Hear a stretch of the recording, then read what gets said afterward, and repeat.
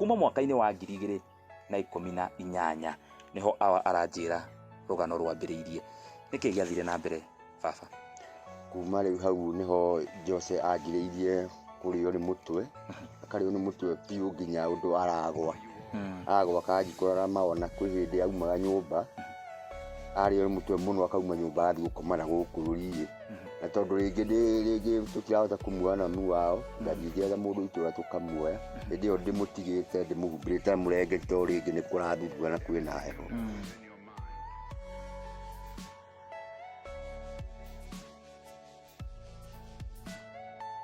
Nĩatuĩkire nĩekũhũrwo mbica ya mũtwe na acoke arutwo maĩ mũnyiginyigi nĩguo amenyeke thĩna nĩ ũrĩkũ.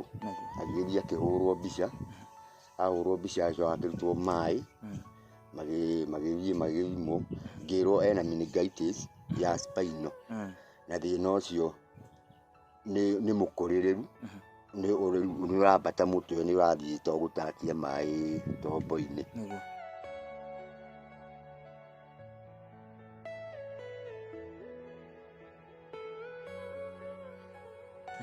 Ona mahinda maru Jose acokire akiuma haru Kĩjabi agĩũka gũkũ nĩgetha ahote kũmũtungata. Niĩ ndaremetwo nĩ gũthiĩ Kĩjabi rĩrĩa akomire, ngaigua ndingĩhota. Ona athuri a kanitha nĩo mokire gũkũ makĩhoya mũno makĩnjĩtĩria hinya nĩgetha thiĩ na makĩhe kinya mbeca matikae kwĩgwatia tigiti wa gũthiĩ Kĩjabi. Nĩ ndathire o ngĩhoyaga Ngai ahe hinya na ngĩra baba wao nĩ tũgũthiĩ nake nĩgetha ndaremwo nĩ kũingĩra rĩ akĩingĩre.